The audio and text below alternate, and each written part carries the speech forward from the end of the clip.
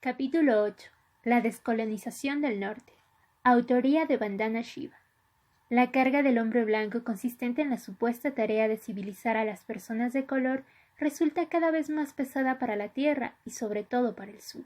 Los últimos 500 años de historia revelan que cada vez que se ha establecido una relación de colonización entre el norte por un lado y la naturaleza y las personas que no forman parte de él por el otro lado, los colonizadores y la sociedad han adoptado una postura de superioridad y por tanto de responsabilidad con respecto al futuro de la tierra y a otros pueblos y culturas.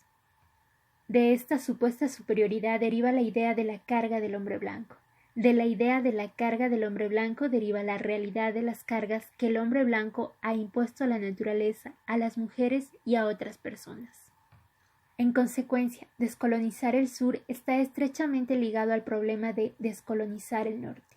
Gandhi formuló claramente la individualidad de la libertad, no solo en el sentido de que las gentes oprimidas del mundo son todas iguales, sino también en el sentido más amplio de que el opresor también está atrapado en la cultura de la opresión. La descolonización es, por tanto, tan relevante en el contexto del colonizador como en el del colonizado.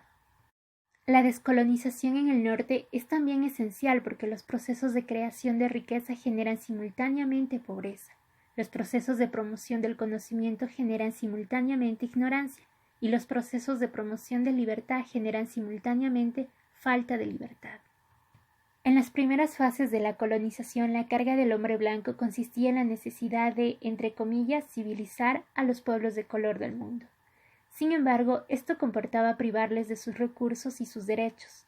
En la última fase de la colonización, la carga del hombre blanco consistió en la necesidad de, entre comillas, desarrollar al tercer mundo, y esto suponía nuevamente privar a las comunidades locales de sus recursos y derechos. Ahora nos hallamos en el umbral de la tercera fase de la colonización, en la que la carga del hombre blanco consiste en proteger el medio ambiente, sobre todo el medio ambiente del tercer mundo, y esto también supone tomar el control de los recursos y derechos. Parece que cada vez que el norte ha vuelto a reclamar el control de las vidas de las gentes del sur, se ha legitimado sobre la base de alguna forma de carga del hombre blanco, derivada de ideas de superioridad.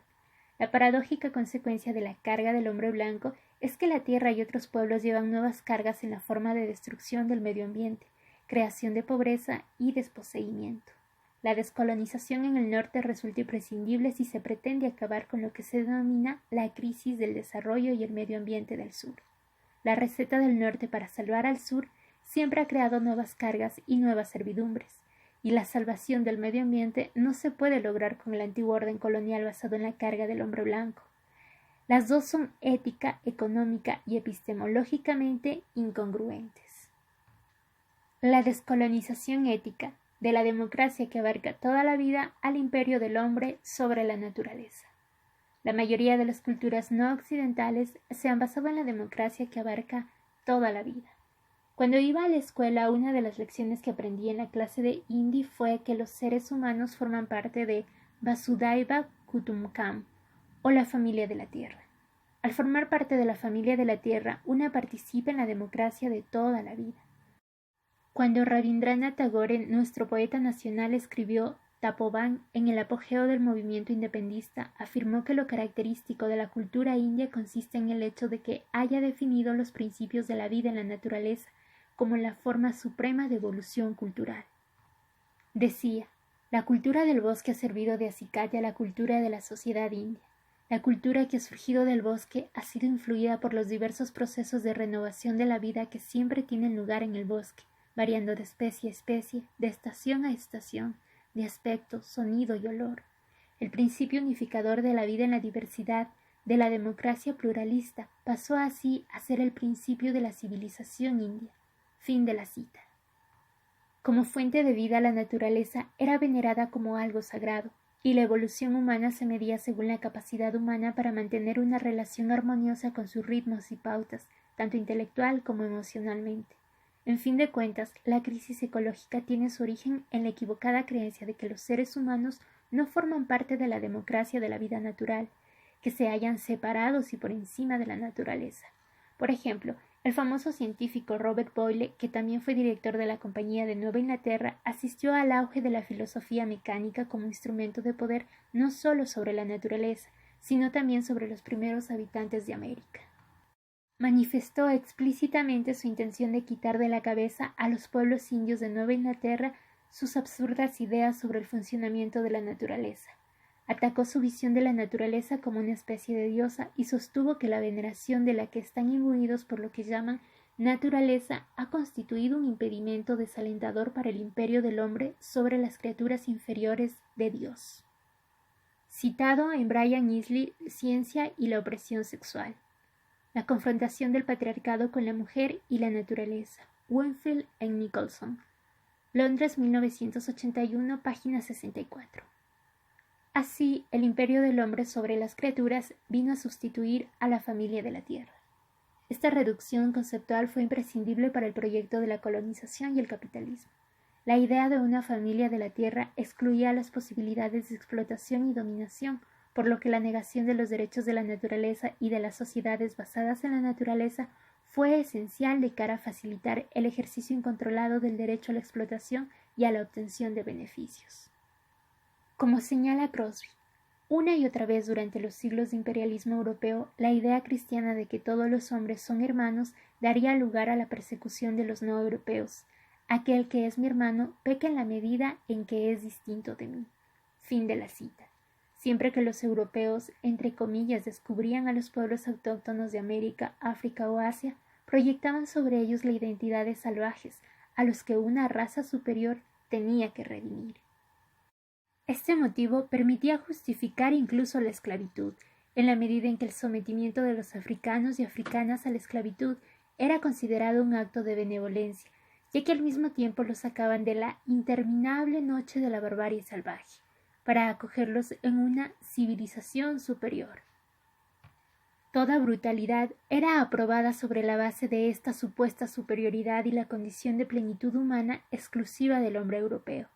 El diezmamiento de pueblos indígenas por todas partes se justificaba moralmente aduciendo que en el fondo no eran humanos, que formaban parte de la fauna. Como ha señalado Pilger en relación con Australia, la Enciclopedia Británica no parecía tener ninguna duda a este respecto. Decía, el hombre en Australia es un animal de presa, más feroz que el lince, el leopardo o la hiena, devora a su propia gente. En un libro de texto australiano, Triumph in the Tropics, los aborígenes australianos son equiparados a perros medio rabiosos. En cuanto a animales, los y las indígenas australianos, americanos, africanos y asiáticos no tienen derechos humanos. Como señala Basil Davidson, la justificación moral para invadir y expropiar el territorio y las posesiones de otros pueblos era la supuesta superioridad, entre comillas, natural de los europeos con respecto a las tribus sin ley y los, entre comillas, salvajes. Las misiones científicas se combinaban con las misiones religiosas para negar derechos a la naturaleza. El auge de la filosofía mecánica que se dio con el surgimiento de la revolución científica se basó en la destrucción de la idea de una naturaleza que se organizaba y regeneraba a sí misma y que servía de sustento a toda la vida. Para Bacon, al que se le llama el padre de la ciencia moderna, la naturaleza ya no era la madre naturaleza, sino una naturaleza femenina a la que había que vencer con la agresiva inteligencia masculina. Como señala Caroline Merchant, esta transformación de la naturaleza de una madre viva y nutricia en una materia inerte y manipulable resultó sumamente conveniente para la explotación que exigía el capitalismo en expansión. Al respecto decía, la eliminación de supuestos de carácter animista y orgánico acerca del cosmos constituyó la muerte de la naturaleza. Es el efecto de más alcance de la revolución científica. Como la naturaleza era considerada ahora un sistema de partículas inertes, muertas, animadas por fuerzas externas en lugar de inherentes, el sistema mecánico mismo podía legitimar la manipulación de aquella. Es más, en cuanto a sistema conceptual, el orden mecánico llevaba asociado un sistema de valores basado en el poder, plenamente compatible con la dirección tomada por el capitalismo comercial. Fin de la cita.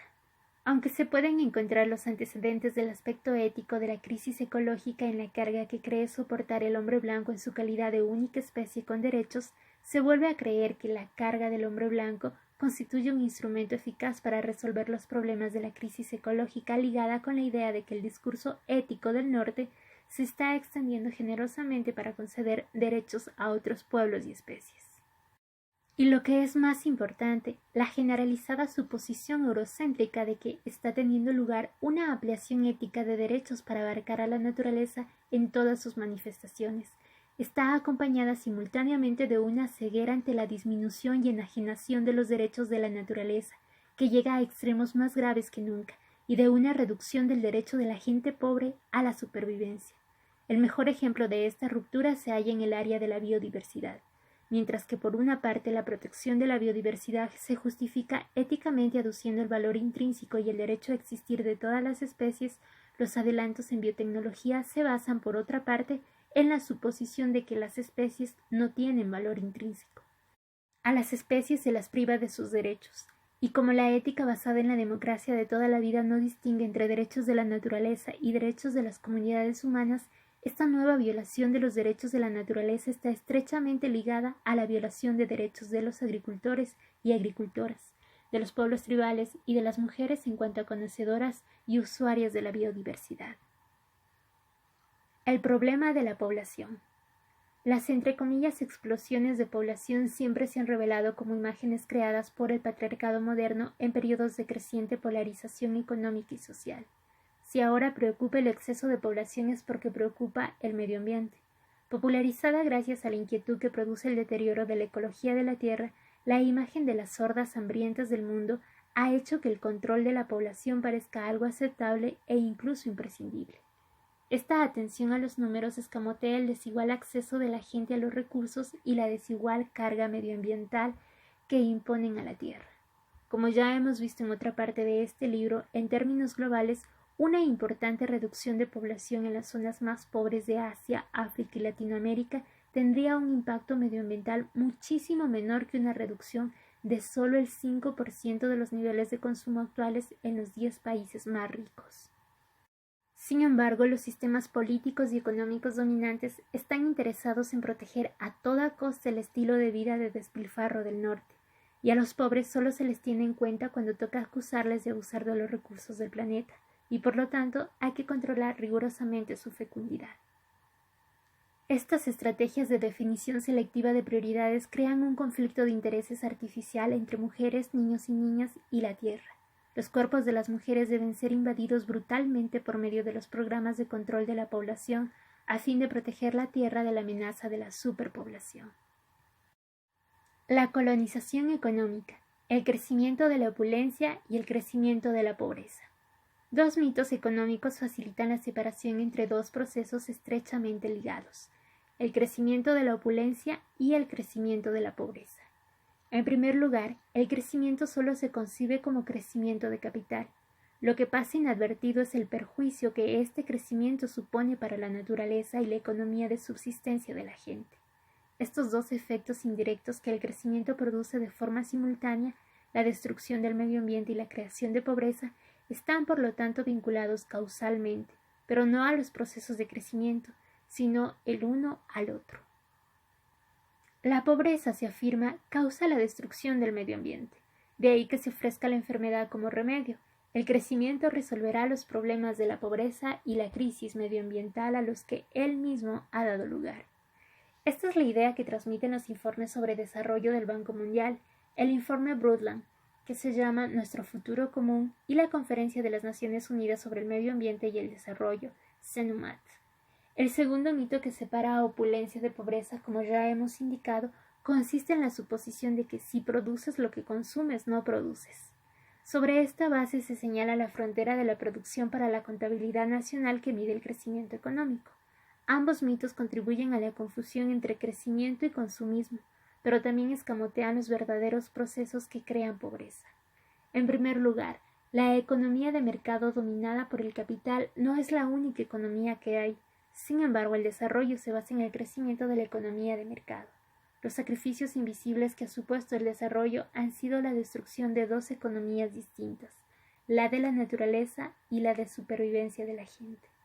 La desatención o abandono de estas dos importantísimas economías es la razón por la que el desarrollo representa una amenaza de destrucción ecológica y una amenaza a la supervivencia humana, las cuales, sin embargo, han seguido siendo costes externos ocultos del proceso de desarrollo. El comercio y el intercambio de bienes y servicios siempre han existido en las sociedades humanas, pero estaban sujetos a la economía de las personas y la de la naturaleza. La elevación de la esfera del mercado y el capital producido por el hombre a la posición de principio organizador supremo para las sociedades ha conducido al abandono y la destrucción de los otros dos principios organizadores, la ecología y la supervivencia, que mantienen y sustentan la vida en la naturaleza y la sociedad. La economía y los conceptos de desarrollo modernos comprenden únicamente una parte insignificante de la historia de la relación humana con la naturaleza. Las sociedades humanas han tenido durante siglos principios de sustento que les han llevado a buscar sus medios de vida directamente en la naturaleza por medio de mecanismos de autoabastecimiento, lo cual les proporcionaba la base material para la supervivencia. Se han respetado los límites de la naturaleza y estos a su vez han marcado los límites del consumo humano. En la mayoría de los países del sur, grandes cantidades de personas continúan obteniendo su sustento gracias a la economía de supervivencia, la cual sigue siendo invisible para el desarrollo orientado hacia el mercado. Todas las personas de todas las sociedades dependen de la economía de la naturaleza para sobrevivir.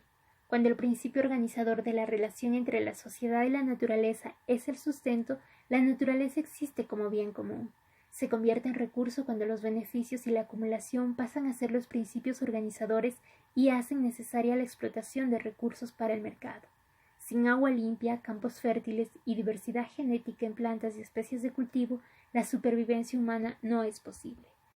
Estos bienes comunes han sido destruidos por el desarrollo económico, lo cual se ha traducido en una nueva contradicción entre la economía de los procesos naturales y la economía de subsistencia, ya que las personas a las que el desarrollo ha privado de su tierra de siempre y de sus medios de subsistencia se han visto forzadas a recurrir a una naturaleza cada vez más menoscabada para sobrevivir. En la actualidad se reconoce que la comercialización y el desarrollo entendido como crecimiento económico son el origen de la crisis económica del sur, pero se propone paradójicamente como remedio para la crisis ecológica en forma de desarrollo. El resultado es que se pierde el significado mismo de la sostenibilidad. Sin embargo, la ideología del desarrollo sostenible se halla dentro de los límites de la economía de mercado. Considera que los conflictos en torno a los recursos naturales y la destrucción ecológica son independientes de la crisis económica y propone una solución a dicha crisis que consiste en la expansión del sistema de mercado. Por consiguiente, en lugar de programas para la paulatina regeneración ecológica de la economía de la naturaleza y la economía de supervivencia, la solución que se aconseja es la explotación inmediata y aumentada de los recursos naturales con una mayor inversión de capital. Clausen afirmaba que, en su calidad de presidente del Banco Mundial, que la mejora del medio ambiente depende, la mayoría de las veces, de un crecimiento continuado. Más tarde, Chandler reforzaría el argumento en favor de una solución orientada hacia el mercado para los problemas ecológicos, creyendo que las posibles medidas para la protección solo se podían aplicar por medio de este. Se facilita el crecimiento económico mediante la sobreexplotación de los recursos naturales, la cual produce a su vez una escasez de dichos recursos. El aumento del crecimiento económico no puede contribuir a la regeneración de los mismos ámbitos que hay que destruir para permitir que tengan lugar el crecimiento económico. La naturaleza se reduce cuando crece el capital. El crecimiento del mercado no puede resolver la crisis que crea. Es más, mientras que los recursos naturales pueden ser transformados en dinero, el dinero no puede dar lugar a los procesos ecológicos de la naturaleza. En la economía de la naturaleza, la moneda no es el dinero, sino la vida. El abandono de la economía de las personas y la economía de la naturaleza está también ligado al hecho de no reconocer la producción en estos ámbitos. En las economías de autosubsistencia, los productores y productoras son al mismo tiempo consumidores y conservadores, pero se les niega su capacidad de producción, por lo que se ven reducidos a simples consumidores. Un ejemplo de este enfoque es el Programa para la Protección de la Biodiversidad del Banco Mundial, el Instituto de los Recursos Mundiales, la Unión Internacional para la Conservación de la Naturaleza y los Recursos, y el Fondo Mundial para la Naturaleza. En este proyecto, el valor económico se divide en las siguientes categorías. 1. Valor de consumo. Valor de los productos que se consumen directamente sin pasar por un mercado, como la leña, el forraje o la carne de la caza. 2. Valor de uso productivo. Valor de los productos que se explotan comercialmente. 3. Valor de uso no relacionado con el consumo. El valor indirecto de funciones del ecosistema como protección de cuencas hidrográficas, fotosíntesis, regulación del clima y producción de suelo. Así pues, se ha creado un interesante marco de valores que predetermina el análisis y las opciones. Si las gentes pobres del sur que obtienen sus medios de vida directamente de la naturaleza son solo consumidores y los intereses comerciales y mercantiles son los únicos productores, se deduce de forma totalmente natural que el sur es el responsable de la destrucción de su riqueza biológica y que solo el norte puede protegerla. Esta división ideológica entre el consumo, la producción y la protección oculta la economía política de los procesos que subyacen a la destrucción de la diversidad biológica, pero sobre todo niega el papel de auténtico donante que desempeña el sur con respecto al norte en lo que se refiere a los recursos biológicos, la mayor parte de los productos básicos e incluso los recursos financieros. El primer mito que hay que abandonar de cara a descolonizar el norte es que los bienes y los recursos financieros circulan únicamente de las economías industriales hacia el sur. De hecho, en los años 80 los países pobres del sur han sido enormes exportadores de capital. La cantidad neta de recursos transferidos del sur al norte es de 50 millardos de dólares estadounidenses al año. Si se suman las plantas, el plasma germinal, la tapioca barata, el pescado y productos forestales que el sur, entre comillas, dona al norte, la circulación inversa de recursos es mucho mayor. En la medida en que los bajos precios al por mayor de estos productos no reflejan ni su valor medioambiental ni su valor social. La pobreza del sur la producen los mismos procesos que generan la opulencia del norte. La colonización intelectual, el aumento del conocimiento, la extensión de la ignorancia. Nunca ha aumentado exponencialmente el conocimiento humano a una velocidad tan alta como ahora. Nunca ha sido tan profunda nuestra ignorancia sobre nuestro mundo como ahora, y la ignorancia la ha creado en buena medida la explosión del conocimiento científico. Como afirma Raditz, ya no podemos mantener la tradicional idea de que la ciencia aleja la frontera de la ignorancia. La ignorancia siempre nos acompañará. Es más, la ignorancia creada por el hombre constituye una enorme amenaza para nuestra supervivencia y es cada vez mayor.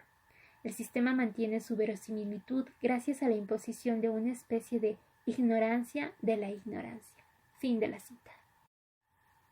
Cuando tenemos en cuenta lo complejos que son y lo relacionados que están entre sí los ciclos con que Gaia mantiene su equilibrio, la enormidad de los trastornos que ahora le hacemos padecer, la primitiva calidad de los materiales científicos con los que intentamos descifrar sus pistas, entonces podemos hablar sin temor a equivocarnos de la ignorancia creada por el hombre, criminal o lastimosa, depende de nuestro punto de vista, en nuestras relaciones con Gaia. En la creación del mundo moderno se ha asignado el primer lugar a un sistema de conocimiento que impone la ignorancia de la ignorancia. La ciencia ha recibido el nombre de máquina de crecimiento y progreso. Por una parte, la sociedad contemporánea se ve a sí misma como una civilización basada en la ciencia en la que ésta proporciona tanto la lógica como el impulso para la transformación social. En este aspecto, la ciencia está arraigada en la sociedad de forma consciente. Por otra parte, a diferencia de todas las demás formas de organización y producción social, se da por supuesto que la ciencia es universal y no hace juicios de valor, por lo que se sitúa por encima de la sociedad. No se le puede juzgar ni poner en tela de juicio, ni evaluar en el ámbito público, como ha señalado Harding. Ni Dios ni la tradición gozan de tanta credibilidad como la racionalidad científica en las culturas modernas. El proyecto de que la sacralidad de la ciencia convierte en tabú es el de examinar la ciencia justo de la misma forma en que se puede examinar cualquier otra institución o conjunto de prácticas sociales. Fin de la cita. Aunque la ciencia también es un producto de las fuerzas sociales y los asuntos de los que tiene que ocuparse están determinados por quienes promueven su producción, en la época actual la actividad científica ha sido colocada en la privilegiada posición epistemológica de ser social y políticamente neutral. En consecuencia, la ciencia adquiere un carácter dual. propone remedios tecnológicos para los problemas sociales y políticos, pero se desentiende y distancia de los nuevos problemas sociales y políticos que crea.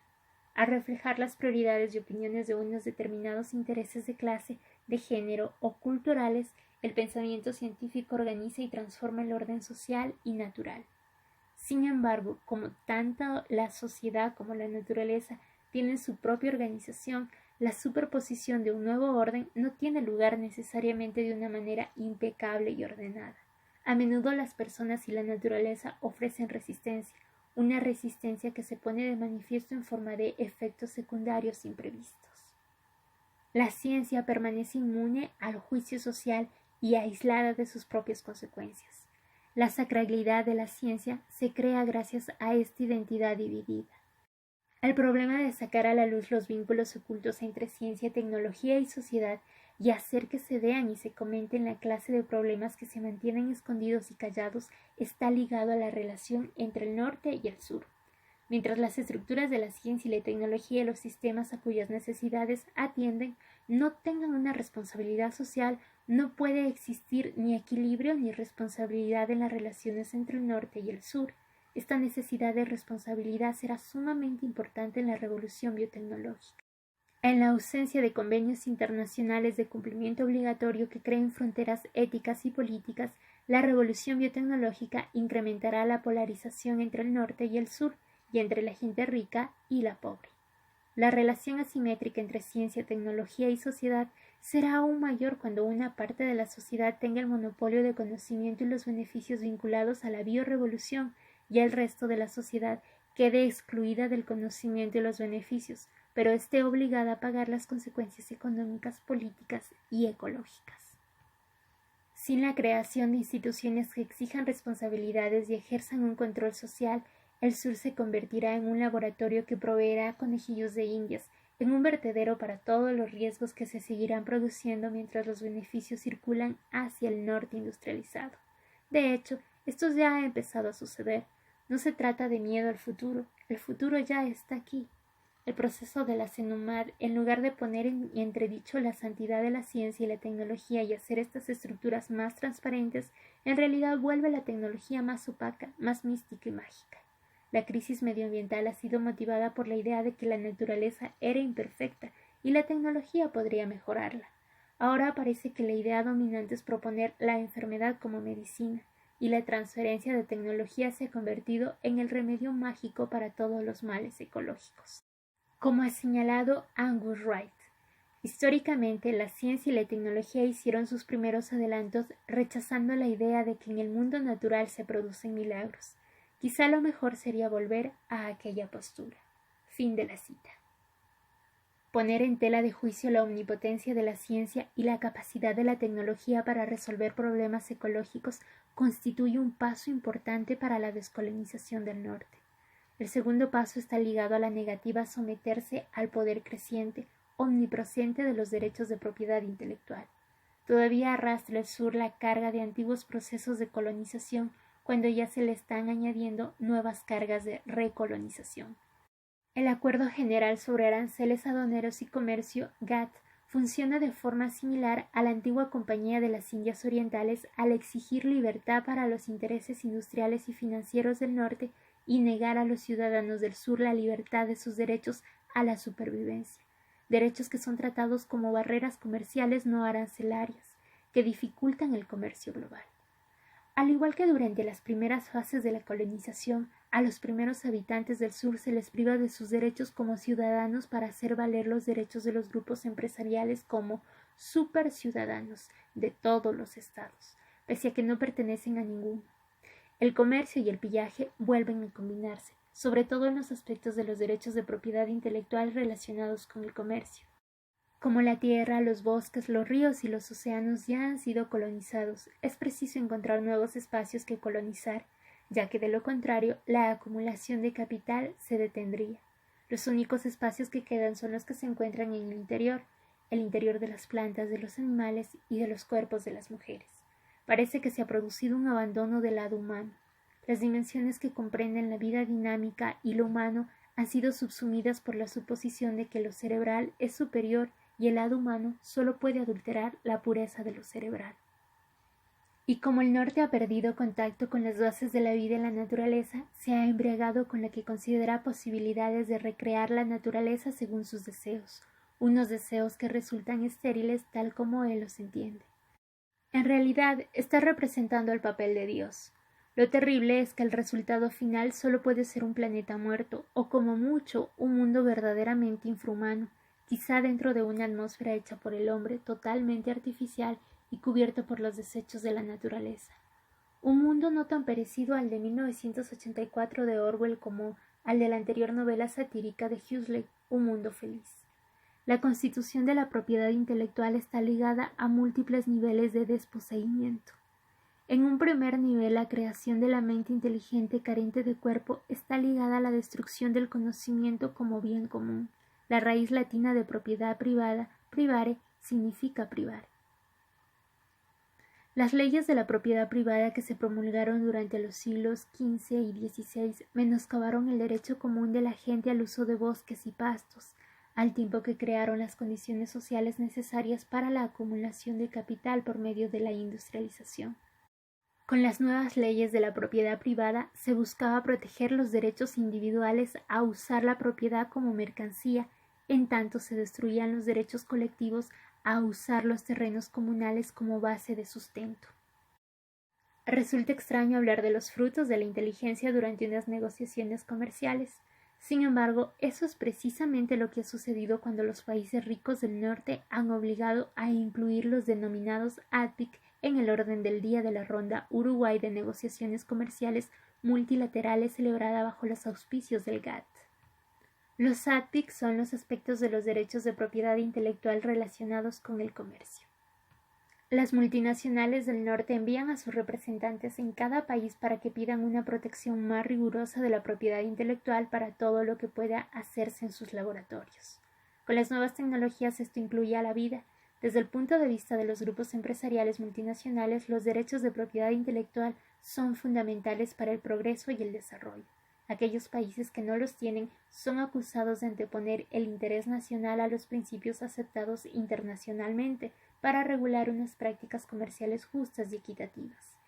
Insisten en que hacer valer los derechos de propiedad intelectual es fundamental para fomentar la inversión y la investigación.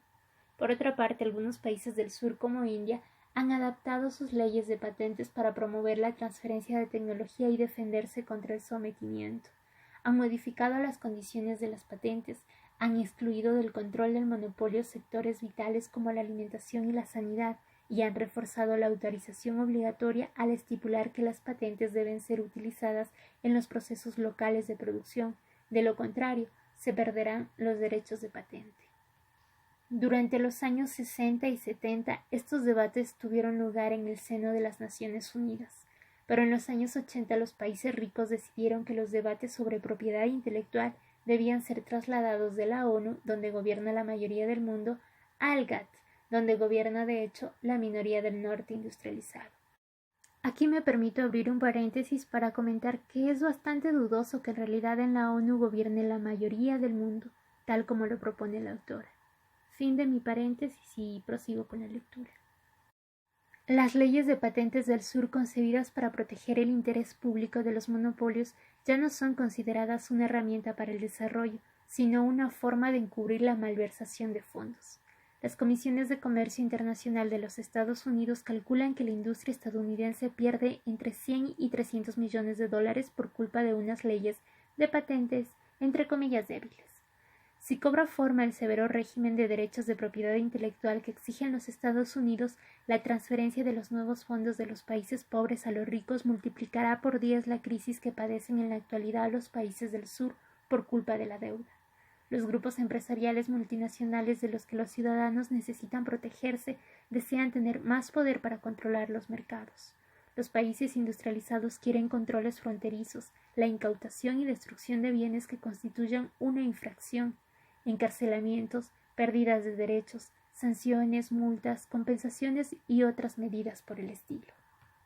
Aunque el motivo aparente de este deseo de privatizar y poseer la vida misma es el poder comercial, el hecho de que se acepten socialmente estos cambios se debe a una visión del mundo que sigue considerando al hombre blanco una especie privilegiada de la que dependen otras especies y otros pueblos para sobrevivir y tener valor.